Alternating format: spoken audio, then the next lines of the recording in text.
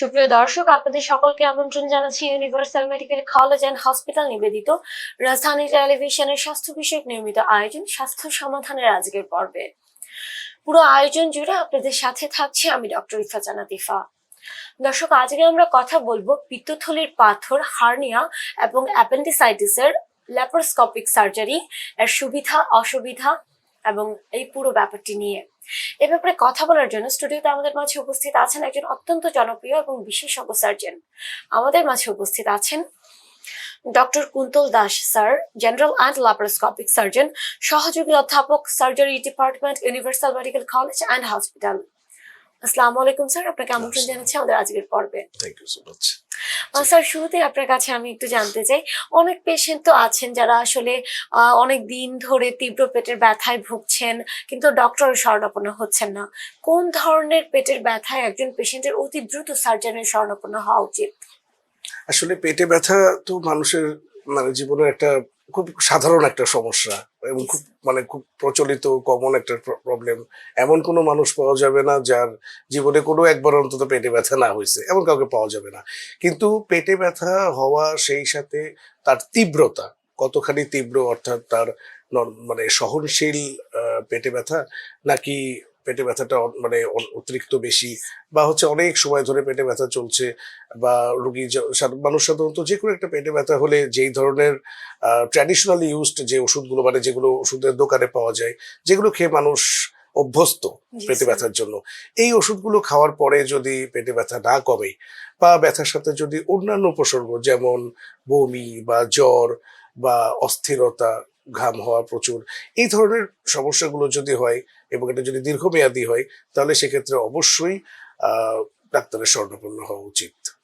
আচ্ছা স্যার, হঠাৎ করে তীব্র ব্যথা যদি হয়, সেটা আমি পেটে ব্যথার কথাই বলছি, আসলে যে বিষয়টা নিয়ে বলছিলাম, তাহলে অনেক রুগী ভয় পেয়ে যান যে হসপিটালে গেলেই কি আমার অপারেশন করতে হবে কিনা। তো স্যার, আসলে কোন ধরনের পেইনের ক্ষেত্রে সার্জারির প্রয়োজন হয়, নাকি সব ধরনের পেইনের ক্ষেত্রে সার্জারির প্রয়োজন হয়? মানুষের এই ভ্রান্ত ধারণা ভাঙতে আপনি আসলে কি বলবেন? পেটে ব্যথা মানেই যে এটা যে সার্জিক্যাল প্রবলেম তা তো না।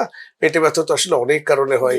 পেটে ব্যথা সার্জারি প্রবলেমের জন্য হয়, মেডিসিন রিলেটেড প্রবলেমের জন্য হয়, গাইনোকোলজিক্যাল প্রবলেমের জন্য হয়, অনেক কারণেই পেটে ব্যথা হয়। আসলে ইভালুয়েশনটা খুব জরুরি যে পেটে ব্যথাটা কেন, এই উত্তরটা খুব জরুরি। এবং সেই পেটে ব্যথা যদি সার্জিক্যাল কারণেও যদি পেটে ব্যথা হয়ে থাকে, তো সার্জারি সব সার্জিক্যাল কারণের পেটে ব্যথাতে কিন্তু সার্জারি প্রয়োজন পড়ে না। কিছু সার্জারি প্রয়োজন পড়ে, আর অনেকগুলো কিন্তু কনজারভেটিভ ট্রিটমেন্টে, দ্যাট মিনস ওষুধপত্র খেলে, হাসপাতালে ভর্তি হয়ে থাকলে, বা আমরা কিছুক্ষণ না খাওয়াই রাখি, আমরা স্যালাইন দেই, ইনজেকশন, অ্যান্টিবায়োটিক দেই, এগুলো দিয়ে ভালো হয়ে যায়। পেটে ব্যথা হলেই যে সার্জারি এমন কোনো কথা নেই। জি স্যার। স্যার, অ্যাপেন্ডিসাইটিস তো বর্তমানে খুবই কমনলি দেখা যাচ্ছে। তো অ্যাপেন্ডিসাইটিসের প্রাথমিক কি কি লক্ষণ একজন পেশেন্ট আসলে দেখতে পাবেন? অ্যাপেন্ডিসাইটিস আসলে বাংলাদেশের মোটামুটি যতগুলো সার্জারি হয় তার মধ্যে সবচাইতে কমন হচ্ছে এই অ্যাপেন্ডিসাইটিস এর অপারেশন। ইনফ্যাক্ট এই যে আমি আপনার সাথে কথা বলছি, এখনো হয়তো কোনো না কোনো হাসপাতালে এই মুহূর্তে একটা অন্তত অ্যাপেন্ডিসেক্টমি অপারেশন চলতেছে। তো এখানে সাধারণত দেখা যায় পেশেন্টের নাভির চারপাশে ব্যথা, সেখান থেকে কিছুক্ষণ পরে, কয়েক ঘন্টা পরে ব্যথা চলে যায় ডান তলপেটে, সেই সাথে বমি থাকে, বা মেইনলি বমি ভাব। বমি হয়তো 1-2 বার, কিন্তু বমি ভাবটা বেশি। আর জ্বর বা জ্বর ভাব, এগুলি সাধারণত নিয়ে আসে। কারো কারো ক্ষেত্রে একদমই রুচি থাকে না, খাওয়ার রুচি থাকে না। এই প্রবলেমগুলো নিয়েই সাধারণত রুগী আসে। আচ্ছা স্যার, অ্যাপেন্ডিসাইটিসের এই লক্ষণগুলো অনেক পেশেন্ট আছেন দেখা যায় এগুলো নিয়েই বসে থাকেন, ডক্টরের কাছে যাচ্ছেন না, একটা সময় খুব বেশি ইনফেক্টেড হয়ে যায়। তো এটা আসলে কতটা গুরুতর হতে পারে? না, অ্যাপেন্ডিসাইটিস এর যে সাধারণত দেখা যায় যে অ্যাপেন্ডিসাইটিস হলে অ্যাকচুয়ালি পেশেন্ট ইগনোর করতে পারে না, এত তীব্র ব্যথা হয় যে এটা আসলে ইগনোর করার কোনো সুযোগ নাই। কিন্তু এমন হতে পারে যে হয়তোবা পেশেন্ট ট্রায়াল দেয় যে আমি একটু ওষুধের দোকানে যাই, সেখান থেকে একটু ওষুধ নেই, একটু অ্যান্টিবায়োটিক খাই, একটু ব্যথার ওষুধ খাই, এগুলো দিয়ে যদি কমানো যায়। তো অ্যাপেন্ডিসাইটিসের তো আসলে অনেকগুলো ধরন আছে, তার মধ্যে যেগুলা অবস্ট্রাকটিভ অ্যাপেন্ডিসাইটিস যেটা, ওইটা বাদে বাকি যেগুলো আছে, অর্থাৎ ইনফেকশনের জন্য হয়েছে, জীবাণু দ্বারা হয়েছে, এই অ্যাপেন্ডিসাইটিস গুলো দেখা যায় অনেক সময় ওষুধের রেসপন্স করে, কিছুটা রেসপন্স করে, কিন্তু অবস্ট্রাকটিভ ভ্যারাইটি যেটা যেটা হয়তো অ্যাপেন্ডিক্সের ভিতরে একটা ছোট একটা পায়খানার কণা ঢুকে গেছে কিংবা যেগুলো একটা কৃমি ঢুকে গেছে, এইগুলোর মাধ্যমে যে অ্যাপেন্ডিসাইটিসটা হয় এটা আসলে ইগনোর করার কোনো সুযোগ নাই, হাসপাতালে যেতে হবেই। হ্যাঁ, অপারেশনে পেশেন্ট যাবে কি যাবে না এটা তার সিদ্ধান্ত হয়। এটা তো মানে আমরা তো সাজেশন দেই যে আপনার অ্যাপেন্ডিসাইটিস হয়েছে, আপনি অ্যাপেন্ডিসেক্টমিতে আপনার যেতে হবে, কিন্তু পেশেন্ট যাবে কিনা পেশেন্টের সিদ্ধান্ত। অনেক সময় দেখা যায় হাসপাতালে ভর্তি হয়েও পেশেন্ট ইগনোর করে যে আমরা অপারেশন করব না, বা ছুটি চায় যে আমরা পরে অপারেশন করব, ওষুধ দিয়ে কমায় দেন, পরে অপারেশন করব, ইত্যাদি জি স্যার, ইত্যাদি। এই সিনারিওটা খুবই কমন। খুবই কমন। জি স্যার। কিন্তু এই ক্ষেত্রে যেটা হয় যে অ্যাপেন্ডিক্স মানে অ্যাপেন্ডিক্সটা আসলে আরো বেশি ইনফ্লামড হয়, জি স্যার। চারপাশে স্ট্রাকচার গুলোর সাথে আটকে যায়, মিলে একটা চাকা তৈরি করে অ্যাপেন্ডিকুলার লাম্প, জি অথবা স্যার। সেখান থেকে পুঁজ তৈরি হয় একটা যেটাকে সময় অ্যাপেন্ডিকুলার সেটা অ্যাবসেস লাইফ বলে। থ্রেটেনিং হ্যাঁ, হয়ে লাইফ যেতে থ্রেটেনিং। পারে। এই যে দুটা কথা বললাম, দুটা বিষয়ই অলমোস্ট লাইফ থ্রেটেনিং। তার সাথে বার্স্ট অ্যাপেন্ডিক্স আছে, অ্যাপেন্ডিক্স ফেটে যায়, মানে পচন ধরে, এই সবগুলো সমস্যাই আসলে প্রত্যেকটাই রোগীর জন্য খুবই প্রবলেমেটিক। জি স্যার। স্যার, অনেক সময় দেখা যায় যে সার্জারির পেশেন্টরা খুব দেরি করে হসপিটালে আসেন। শুরুতে খুব একটা গুরুত্ব দেন না। আপনি যেমনটা অ্যাপেন্ডিক্স এর ক্ষেত্রে বলছিলেন, এরকম আরো অনেক সার্জারি আছে, যেহেতু সার্জারিতে অনেক ধরনের ইমার্জেন্সিস আছে। তো এই যে পেশেন্টরা গুরুত্ব দিচ্ছেন না বা দেরি করে হসপিটালে আসছেন, এক্ষেত্রে অপারেশন কি সময়ের সাথে সাথে জটিল হয়ে যাচ্ছে? তাদের উদ্দেশ্যে আপনি কি বলবেন? অবশ্যই, যেমন হচ্ছে আমি দর্শকদের উদ্দেশ্যে বলতে চাই, অ্যাপেন্ডিসাইটিস যদি হয় তাহলে সেক্ষেত্রে রোগী যদি সাথে সাথে হাসপাতালে আসে বা সার্জনের কাছে রিপোর্ট করে, অ্যাপেন্ডিসাইটিস যদি ডায়াগনোসিস হয় এবং যদি অপারেশন হয়, তাহলে এক্ষেত্রে কিন্তু অ্যাপেন্ডিসাইটিস অপারেশনটা কিন্তু অনেক সহজ একটা অপারেশন। কিন্তু পেশেন্ট যদি দেরি করে, যদি লাম্প তৈরি হয়ে যায়, মানে চাকা যদি তৈরি হয়, কিংবা পুজ হয়ে গেলে, অথবা অ্যাপেন্ডিক্স যদি ফেটে যায়, তাহলে এই অপারেশনটাই কিন্তু অনেক জটিল হয়। সেটা রোগীর জন্য মানে জটিল, সার্জন যিনি অপারেশন করবেন তার জন্যও কিন্তু জটিল। সেই জন্য আমার মানে অ্যাডভাইস হচ্ছে, অ্যাপেন্ডিসাইটিস যদি কখনো ডায়াগনোসিস হয়, বেটার অপারেশন করায় নেওয়া। জি স্যার, এক্ষেত্রে আমি আপনার থেকে একটু ল্যাপারোস্কোপিক সার্জারির সুবিধাগুলো সম্পর্কে জানতে চাইবো। ল্যাপারোস্কোপিক সার্জারি হচ্ছে বর্তমানে সারা পৃথিবীর সবচেয়ে জনপ্রিয় পদ্ধতি। অ্যাকচুয়ালি বর্তমানে বাংলাদেশে অনেক আগের থেকে শুরু হয়েছে ল্যাপারোস্কোপি। আর আমরা যারা এই জেনারেশনের সার্জন যারা আছি, আমরা সবাই অলমোস্ট ল্যাপারোস্কোপিতে অভ্যস্ত বা কমফোর্ট জি মানে স্যার, আমরা ফিল করি অবশ্যই। ল্যাপারোস্কোপিতে। এখানে আসলে এখনকার আগেকার সেই যে কেটে যে অপারেশন করা, এটা এখন আর মানে আমরা আর করি না। আমরা এখন ল্যাপারোস্কোপি পদ্ধতিতে জাস্ট ফুটা করে মানে টিভিতে দেখে, আমরা ক্যামেরা থাকে, ক্যামেরা আমরা পেটের ভিতরে দেই, ওই ক্যামেরা দিয়ে আমরা পুরো চিত্রটা টিভিতে দেখতে পাই, এবং সেখান থেকে আমরা নানা ধরনের ইনস্ট্রুমেন্ট আছে আমাদের, ওগুলা দিয়ে আমরা অপারেশনটা শেষ করা হয়। যেহেতু স্যার আপনি ল্যাপারোস্কোপিক সার্জারির সুবিধাগুলো নিয়ে বললেন, এখন স্যার আমি একটু জানতে চাই, অনেক মানুষ আছেন যারা অপারেশন শব্দটি শুনলেই ভয় পায়, একটা কাটা ছেঁড়ার ভয়। তাহলে ল্যাপারোস্কোপিক সার্জারি তাদের জন্য একটি খুবই একটি গোল্ডেন অপরচুনিটি বলে আমরা বলতে পারি। ডেফিনেটলি। জি স্যার, এক্ষেত্রে স্যার ডেফিনেটলি। আমি একটু গল ব্লাডার স্টোনের ব্যাপারটা সম্পর্কে জানতে চাইবো। অনেক পেশেন্ট আছেন যারা গল ব্লাডার স্টোনের সমস্যা নিয়ে ভুগছেন। তারা আসলে ইনিশিয়ালি কি কি ধরনের লক্ষণ ফেস করেন? গলব্লাডার স্টোন হলে আসলে অধিকাংশ সময় কিন্তু গলব্লাডার স্টোন এটা অ্যাসিমটোমেটিক থাকে। আচ্ছা। মানে রোগীর পক্ষে ইভেন মানুষের পক্ষে নরমাল বোঝা উচিত। অ্যাসিডিটির হ্যাঁ, বোঝার সিম্পটম উপায় নেই। গুলোর মতো মনে হয় যে থাকে। একটু গ্যাস্ট্রিকের সমস্যা, বা একটু খাবার খাওয়ার পরে একটু ডিসকমফোর্ট, আনইজি লাগা, একটু পেট ফুলে ওঠা, এই ধরনের কমপ্লেনই কিন্তু বেশিরভাগ মানুষের থাকে। আর এগুলো নিয়ে মানুষ মানে ওষুধের দোকানে যায়, সেখান থেকে ওষুধ কিনে, গ্যাস্ট্রিকের ওষুধ খায়, মোটামুটি কিছুটা ভালো থাকে। তো এভাবেই করে দিনের পর দিন চলে। কিন্তু প্রবলেমটা বাধে যখন অ্যাকিউট ইনফেকশন হয়, অ্যাকিউট কোলিসিস্টাইটিস যখন হয়, তখন সমস্যা শুরু হয়। যেমন ওই সময় গলব্লাডার ইনফেকশন হয়ে গলব্লাডারটা ফুলে যায়, দেয়াল মোটা হয়ে যায়, তখন জ্বর আসে, প্রচন্ড পেটে ব্যথা, বমি, ইত্যাদি ইত্যাদি শুরু হয়। তো এই সময়টা মানে পেশেন্টের জন্য খুবই রিস্কি, এই অ্যাকিউট কোলিসিস্টাইটিস। আবার গলব্লাডারের এই যে স্টোন বা মানে মানে কোলিথিয়াসিস যেটাকে বলে, এটা কিন্তু মানে ম্যাক্সিমাম ডায়াগনোসিস হচ্ছে ইনসিডেন্টাল ফাইন্ডিং। মানে পেশেন্ট অন্য কোনো কারণে মেডিকেল একটা চেকআপের জন্য মেডিকেল চেকআপের জন্য আসলো, তখন ধরা পড়লো। আল্ট্রাসোনোগ্রাম করা হলো, জি অন্য স্যার। যে কোনো কারণে, জি স্যার। হয়তো পেশেন্টের একটা সাসপেক্টেড প্রস্রাবের থলির ইনফেকশন, একটা আল্ট্রাসোনোগ্রাম করা হলো, দেখা গেল যে পিত্তথলিতে পাথর, ইনসিডেন্টাল ফাইন্ডিং, কোনো ধরনের সিমটম নেই, বাট স্টোন প্রেজেন্ট। আচ্ছা স্যার, পিত্তথলিতে পাথর মানে কি অপারেশন?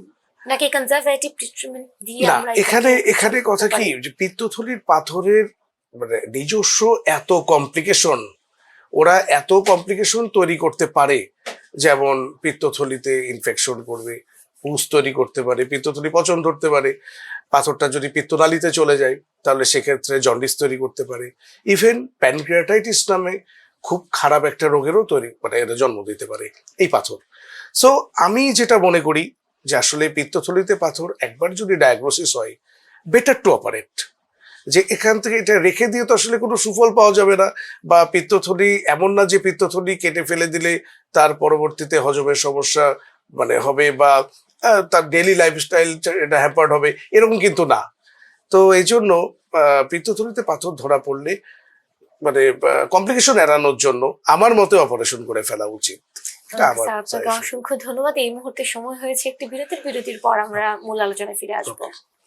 সুপ্রিয় দর্শক, এই মুহূর্তে সময় হয়েছে universal medical college and hospital নিবেদিত রাজধানী টেলিভিশনের স্বাস্থ্য বিষয়ক নিয়মিত আয়োজন স্বাস্থ্য সমাধানের আজকের পর্বের ছোট্ট একটি বিজ্ঞাপন বিরতির পর আমরা মূল আলোচনায় ফিরে আসবো। সে পর্যন্ত আপনারা আমাদের সাথেই থাকুন।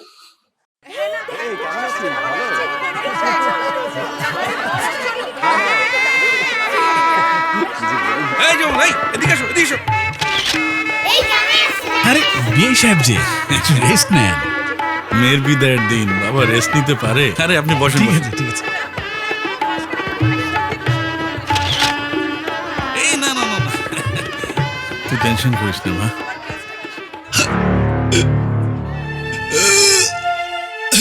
আঙ্কেল,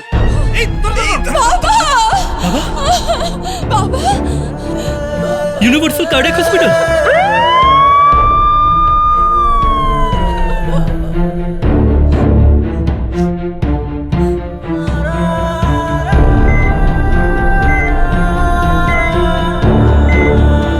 ডক্টর, আপনার বাবার কি আগে কখনো বুকে ব্যথা হয়েছে? মাঝে মাঝে করতো, কিন্তু গ্যাসের ব্যথা মনে করে খুব একটা গুরুত্ব দিত না। বুকে ব্যথা কখনোই অবহেলা নয়। আপনার বাবার হার্ট অ্যাটাক হয়েছে, এনজিওগ্রাম লাগবে। আপনার বাবার দুটো ব্লক ধরা পড়েছে, ওনার রিং পরাতে হবে। ডক্টর, আপনার যেটা ভালো মনে হয় প্লিজ আপনি ওইটাই করেন।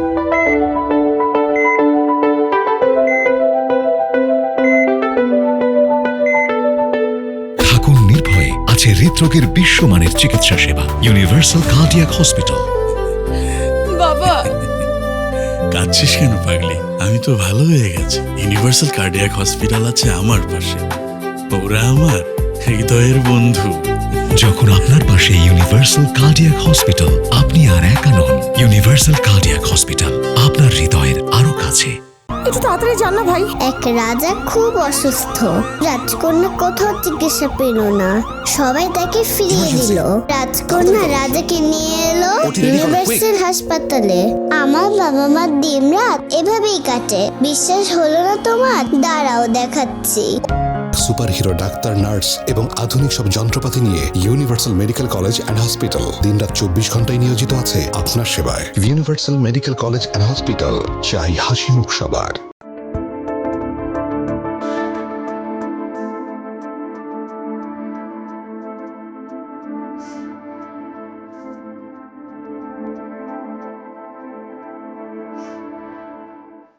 সুপ্রিয় দর্শক, আপনাদের সকলকে আবারও আমন্ত্রণ জানাচ্ছি রাজধানী টেলিভিশনের স্বাস্থ্য বিষয়ক নিয়মিত আয়োজন স্বাস্থ্য সমাধানের আজকের পর্বে। আমরা চলে যাচ্ছি আমাদের মূল আলোচনায়। স্যার, যেমনটা বিরতির আগে আমরা বলছিলাম পিত্তথলিতে পাথর। তো স্যার, অনেকের মাঝে একটা ধারণা আছে যদি পিত্তথলিতে পাথর থাকার পরও ব্যথা না থাকে তাহলে হয়তো অপারেশনের দরকার নেই। এটা কতটা সঠিক, কতটা ভ্রান্ত বলে আপনি মনে করছেন? না, এই প্রবলেমটা আমাকে খুব বেশি ফেস করতে হয় পেশেন্টের কাছ থেকে। এই কোশ্চেনটা আপনি যেটা আমাকে করলেন, এই কোশ্চেনটা পেশেন্টের কাছ থেকে আমার সবচেয়ে বেশি শুনতে হয় যে আমার তো কোনো ব্যথা নাই, জ্বর নাই, বমি নেই, তাহলে কেন আমি অপারেশন করব, বা আমি কখন অপারেশন করব? তো আমি যখন বলি যে না, এই সময়টাই আদর্শ সময়, যেহেতু এখন পিত্তথলি শুধু পাথর আছে কিন্তু পিত্তথলির কন্ডিশন ভালো, এবং এখন জ্বর বা অন্য কোনো সিমটম যেহেতু আপনার নাই, ব্যথা নাই, এই সময়টাই আদর্শ সময় অপারেশন করার জন্য। দেখা যায় যে যখন একবার ইনফেকশন হয়ে যায়, যখন ব্যথা, জ্বর, বমি ইত্যাদি হয়, ওই সময় কিন্তু আর অপারেশন সম্ভব না। ওই সময় আমরা কনজারভেটিভ ট্রিটমেন্ট দেই, হাসপাতালে ভর্তি করে রাখি, না খাওয়াই রেখে স্যালাইন দেই, অ্যান্টিবায়োটিক দেই, এভাবে করে আমরা অবজারভেশন করি। তারপরে যদি পেশেন্ট ভালো হয়ে যায় সেক্ষেত্রে 6 সপ্তাহ পরে এদের অপারেশন, অথবা যদি পেশেন্ট খারাপ হয়ে যায় তাহলে ইমার্জেন্সি অপারেশন। তো এগুলো ক্ষেত্রে অপারেশন করতে যাওয়া, সেটা ল্যাপারোস্কোপি হোক আর ওপেন হোক, অপারেশনের পুরো বিষয়টাই খুব রিস্কি হয়ে যায়। কারণ গলব্লাডারের এমন অবস্থা থাকে, আশেপাশের স্ট্রাকচারগুলোর থেকে আলাদাও করা যায় না, স্ট্রাকচার ভালো করে চেনাও যায় না, কমপ্লিকেশনের চান্স অনেক বেশি থাকে।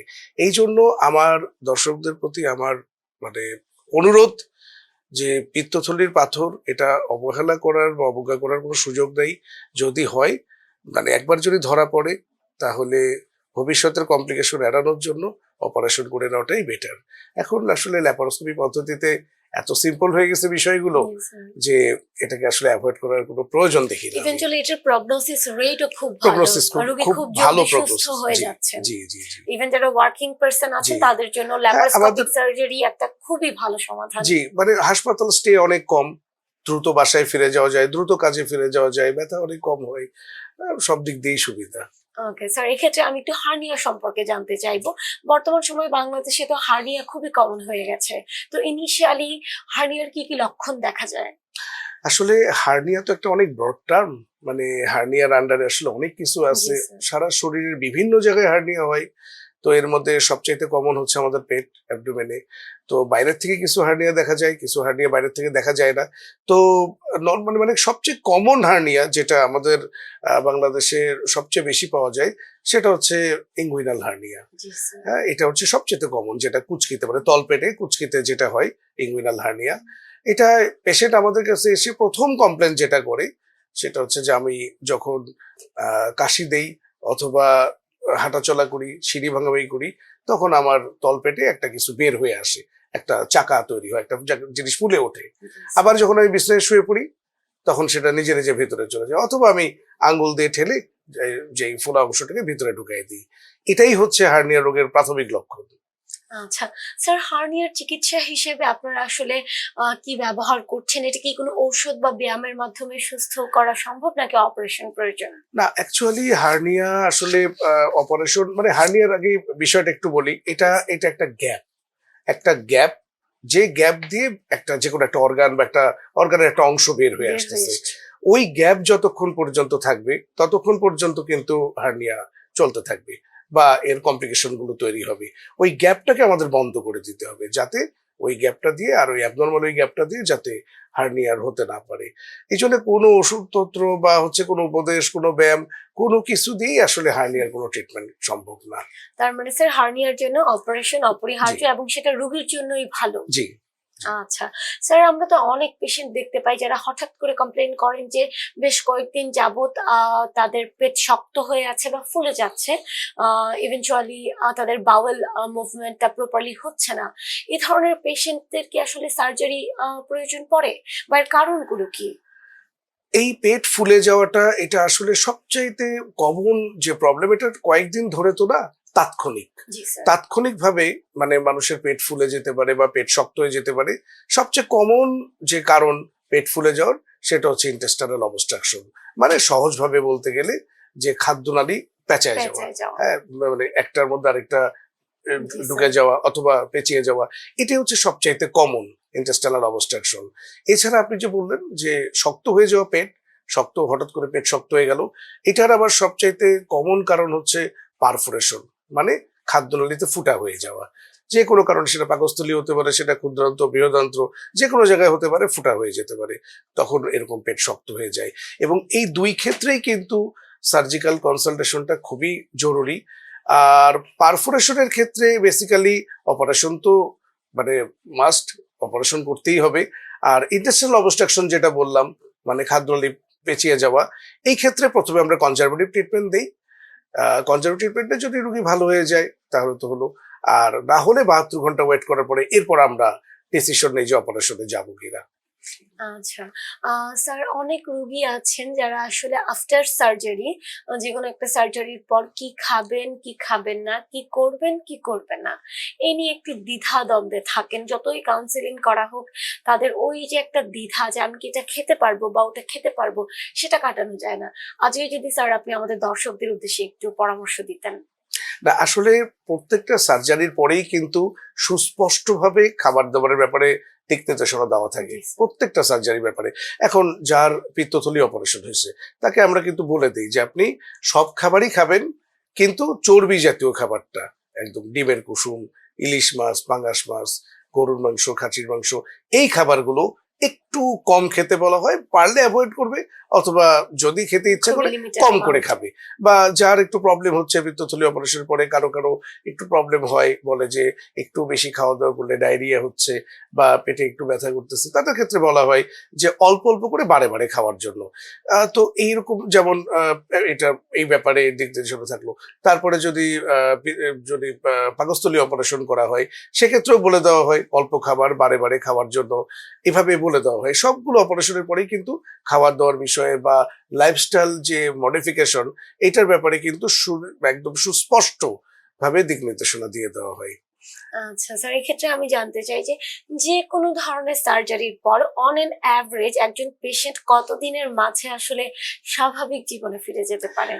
এটা ডিপেন্ড করতেছে কি ধরনের সার্জারি সার্জারিটা তার হচ্ছে। হয়েছে। যেমন পেশেন্টের যদি ল্যাপারোস্কোপিক সার্জারি হয়, তাহলে আমি তো বলে দেই যে অপারেশনের দ্বিতীয় দিন সবার সাথে একসাথে ডাইনিং টেবিলে বসে খাওয়ার জন্য। যে রুগী মানুষ, আপনি আর রুগী না, আপনি এখন সবার মতোই আছেন, কোনো সমস্যা হয়নি, আপনি সবার সাথে একসাথে বসে খাবেন। আপনার নিজের কাজকর্মগুলো আপনি হাঁটাচলা করে নিজের কাজকর্মগুলো করবেন, হাঁটাচলা করবেন, ঘরের মধ্যে শুয়ে বসে থাকবেন না। যে এমন কোনো অপারেশন হয়নি যে আপনার রেস্টে থাকতে হবে। তো এটা হচ্ছে ল্যাপারোস্কোপির ব্যাপারে। 7 দিন পরে ল্যাপারোস্কোপির রোগী সম্পূর্ণ সুস্থ। আবার যাদের আমরা পেটের মাঝখানে কেটে অপারেশন করি, যেটা ল্যাপারোটমি বলে, যেটা পেটের মাঝখানে কেটে অপারেশন করা হয়, তাদের ক্ষেত্রে আবার অনেক দিন পর্যন্ত আমরা রেস্টে থাকতে বলি, আমরা ভারী কাজ বন্ধ রাখতে বলি, মিনিমাম 6 মাস পর্যন্ত। তারপর হার্নিয়া যাদের থাকে তাদের ক্ষেত্রে এই ধরনের অ্যাডভাইস গুলো থাকে যে মানে কবে থেকে তারা আবার কাজকর্ম করতে পারবে, কতদিন পর্যন্ত তাদের রেস্ট্রিকশন থাকবে, সমস্ত কিছু আমরা বলে দিই। আচ্ছা স্যার, এখন যেহেতু রমজানের একটা সময় চলছে, আমি একটু রমজান রিলেটেড কোশ্চেন জি। আপনাকে করতে চাই। যারা অ্যাপেন্ডিসাইটিস এর সমস্যায় ভুগছেন, তারা কি আসলে রোজা রাখতে পারবেন এই রমজানে, বা কি কিছু কি থাকতে পারে? না, অ্যাপেন্ডিসাইটিসের সমস্যায় যিনি ভুগতেছেন তাকে তো আসলে আমরা এমনিতেই, উনি যদি ডাক্তারের কোনো চিকিৎসকের আন্ডারে থাকে, তাহলে তো এমনিতেই তাকে আমরা মানে মুখে কোনো কিছু খেতে দিব না। আমরা তাকে না খেয়ে রেখে স্যালাইন দিব বা অন্যান্য যে আমাদের কনজারভেটিভ ম্যানেজমেন্ট গুলো, জি, স্যার। বা আমরা অপারেশনের জন্য যত দ্রুত প্রসিড ready করা যায় করা সেটা যায়। করব। আফটার অপারেশন মানে উনি যতক্ষণ পর্যন্ত অ্যান্টিবায়োটিকের কোর্স থাকবে, ডোজগুলো থাকবে, তত সময় পর্যন্ত উনি আসলে তো এইভাবে তো মানে মেথডিক্যালি উনি রমজান মানে রোজাটা রাখতে পারবেন না। এরপরে অ্যান্টিবায়োটিকের ডোজটা শেষ হয়ে গেলে, তারপর বা উনি অ্যাকিউট ফেজ মানে থেকে ওনার উত্তরণ হলে, এরপরে উনি রোজা রাখতে পারবেন ট্র্যাডিশনাল ওয়েতে, কোনো সমস্যা নেই। আচ্ছা স্যার, এই যে রোজা রাখার ক্ষেত্রে দেখা যাচ্ছে একটা লম্বা সময় ধরে না খেয়ে থাকছেন সাধারণ মানুষ, তো এতে কি কোনো সমস্যা হতে পারে? হ্যাঁ, এটার ক্ষেত্রে যাদের পেপটিক আলসার ডিজিজ আছে, যেমন পেপটিক আলসার মানে হচ্ছে দুটো কম্পোনেন্ট, একটা হচ্ছে স্টমাকে গ্যাস্ট্রিক আলসার, আর একটা ডিওডেনাল আলসার মানে খাদ্যনালীতে যেটা হয়। এই মানে সমস্যা যারা আছে, বিশেষ করে ডিওডেনাল আলসার প্রবলেম যাদের আছে, তাদের দেখা যায় যে ফাস্টিং এর কিছু সময় পরে পেটে ব্যথা শুরু হতে পারে। তো এই ক্ষেত্রেও উপায় আছে। সেহরির সময় আর যদি ইফতারের সময় যদি একটু অ্যান্টি খাওয়া যায়, মানে ওমিপ্রাজল যদি খেয়ে নেওয়া যায়, অ্যান্টি আলসার হ্যাঁ অ্যান্টি আলসারিন যদি খেয়ে নেওয়া যায়, তাহলে সেক্ষেত্রে কিন্তু এই সমস্যার থেকে সমাধান করা সম্ভব। আচ্ছা স্যার, অনেক পেশেন্ট আছেন যে ইফতারের পর হঠাৎ করে প্রচন্ড বুকে ব্যথা, জ্বালা পোড়ার কমপ্লেইন করেন, তাদের আসলে বাসায় না থেকে কত দ্রুত হসপিটালে যাওয়া উচিত বলে আপনি মনে করছেন? আসলে ইফতারের পরে যদি এই ধরনের জ্বালা পোড়া বা ব্যথা যদি শুরু হয়, তাহলে সেই ক্ষেত্রে আমরা ধরেই নেই কয়েকটা রোগের কথা। যেমন যদি আমি আমার সাবজেক্টেই শুধু থাকি, জি, স্যার। তাহলে সেক্ষেত্রে গলব্লাডারের সমস্যা বা গ্যাস্ট্রিকের সমস্যা, একদম কমনলি যেটা বলা হয় পেপটিক আলসার ডিজিজ, অথবা অনেক সময় প্যানক্রিয়াটাইটিস, সেটারও সম্ভাবনা থাকে। যেহেতু ইফতারিতে যে খাওয়া হচ্ছে, হঠাৎ করেই অনেক কিছু যদি, বিশেষ করে যদি তেল ভাজা পোড়া মশলা বেশি খাওয়া হয়, তাহলে সেক্ষেত্রে এরকম প্রবলেম তৈরি হতে পারে। কিন্তু আর আমার থেকে যদি বাদ দেই, ইভেন এই ক্ষেত্রে আমাদের কিন্তু কার্ডিয়াক ইস্যুটাও মাথায় রাখতে হবে। আফটার লং টাইম ফাস্টিং জি, স্যার। পেশেন্ট যদি এজেড পেশেন্ট হয়, পেশেন্টের যদি আগের কোনো কার্ডিয়াক যদি কোনো হিস্ট্রি থেকে থাকে, হাইপারটেনসিভ পেশেন্ট যদি হয়ে থাকে, তাহলে এই খাওয়া দাওয়ার পরে যদি এরকম অবশ্যই মায়ের সুযোগ থাকে, বিশেষ করে ইনফ্রেমাই, যেটা অনুভূতই হয় পেটের উপরের অংশে, সমস্যা বুকে কিন্তু অনুভূত হচ্ছে পেটের উপরের অংশে। সেই ক্ষেত্রে আসলে আমার পরামর্শ হচ্ছে এই ধরনের কোনো কিছু হলে অ্যাটলিস্ট বিশেষজ্ঞ ক্লিনিকে যেতে না পারলেও অ্যাটলিস্ট কোনো একটা হসপিটালে ইমার্জেন্সিতে রিপোর্ট করার জন্য। স্যার, রমজানে তো পানি শূন্যতার একটা সমস্যা দেখা যায়, কারণ আমরা লম্বা সময় ধরে রোজা রাখছি, পানি খাচ্ছি না, খাবার খাচ্ছি না। এটা কিডনির উপর কতটা প্রভাব ফেলতে পারে, বা এটা আমরা কিভাবে আসলে আফটার ইফতার সেটাকে আমরা ঠিক করতে পারি? ওই যে পানি আসলে রমজান এটা তো যুগে যুগে যুগে যুগে একটা মানে ধর্মীয় বিষয় চলে আসছে, যুগে যুগে সব মানে যত মানে ধর্মপ্রাণ মুসলিম আছেন সবারই তো আসলে রমজানের মধ্যে মানে আসলে রমজান টাইমটা রোজা রাখার প্রচন্ড আকাঙ্ক্ষা। তো এটার জন্য আসলে আমি এখন পর্যন্ত শুনিনি বা দেখিনি যে রোজা রাখার জন্য কারো পানি শূন্যতায় ভোগে কোনো সমস্যা তৈরি হয়েছে। আমি এখন পর্যন্ত অ্যাকচুয়ালি দেখিনি বা পাইনি। যেটা হয় সেহরিতে প্রচুর পরিমাণ পানি যদি খাওয়া যায়, আর সারাদিন মোটামুটি যে কাজকর্মগুলো যেগুলো ট্র্যাডিশনালি করা হয়, সন্ধ্যার সময় ইফতারের টাইমটাতে যদি আবার সেই পানিটা মোটামুটি যতটুকু তার ডিমান্ড ততটুকু যদি পানি খাওয়া হয়, তো আমি আশা করি এতে অনগোয়িং কোনো কিডনি ডিজিজ না থাকলে বা অনগোয়িং কোনো এই সময়টার মধ্যে কোনো বিশেষ কোনো ঘটনা ঘটে না থাকলে, তাহলে কারো সমস্যার কথা না ডিউরিং রমজান। আচ্ছা স্যার, সাধারণ মানুষ আসলে কিভাবে বুঝতে পারবেন যে তার যে কোনো একটা রোগ সেটা সার্জিক্যাল ওয়েতে সমাধান করতে হবে, নাকি অনলি মাত্র কনজারভেটিভ ট্রিটমেন্টে ঠিক করা সম্ভব? কারণ দেখা যায় এই যে একটা অপারেশন ভীতি আমাদের বাংলাদেশের মানুষের, সেটা নিয়ে তারা আসলে ডক্টর শরণাপন্ন হতে চান না, নিজেরাই ফার্মেসি থেকে মেডিসিন নিয়ে একটু একটু ভালো থাকার চেষ্টা করেন। সেখানে ফাইন্যান্সিয়াল কিছু রিজন আছে, অ্যাওয়ারনেস এর অভাবের একটা রিজন আছে। তো স্যার, তাদের উদ্দেশ্যে স্যার কি না বলবেন? আসলে এই কনজারভেটিভ ট্রিটমেন্ট না অপারেশন, এই ডিসিশন তো মানে পেশেন্ট নেওয়ার কথা না। এটা টোটালি ওরা মানে পেশেন্টের সার্জনের দায়িত্ব উপর হচ্ছে, depend করে বা পেশেন্টের দায়িত্ব ডক্টরের হচ্ছে উপর। হসপিটালে আসা, হসপিটালে এসে তার মানে তার সমস্যাগুলো জানানো, পরে যদি যে ওই সময় যে অ্যাটেন্ডিং যে মেডিকেল অফিসার থাকবে, প্রথমে আগে মেডিকেল অফিসার দেখবে, তারপরে হয়তোবা বিশেষজ্ঞ চিকিৎসক কল করবে বা বিশেষজ্ঞ চিকিৎসকের কাছে পাঠিয়ে দেবে। তো তারপর তারা দেখে যেটা ডায়াগনোসিস হয়, সেই ডায়াগনোসিসের যে ট্রিটমেন্ট, যদি কনজারভেটিভে যাওয়ার মতো হয় কনজারভেটিভ, আর অপারেশন হলে তো আসলে অ্যাভয়েড করার দ্রুত কোনো সুযোগ নেই। সার্জারিতে তাকে নেওয়া হবে। স্যার, আপনাকে অসংখ্য ধন্যবাদ আপনার শত ব্যস্ততার মাঝে আমাদের সময় দেওয়ার জন্য। আপনাকে অসংখ্য ধন্যবাদ। সুপ্রিয় দর্শক, এই মুহূর্তে আমরা অনুষ্ঠানের একেবারে শেষ পর্যায়ে চলে এসেছি। পরবর্তী পর্ব দেখার আমন্ত্রণ জানিয়ে বিদায় নিচ্ছি। সুস্থ থাকবেন, ভালো থাকবেন, রাজধানী টেলিভিশনের সাথেই থাকবেন। আল্লাহ হাফেজ।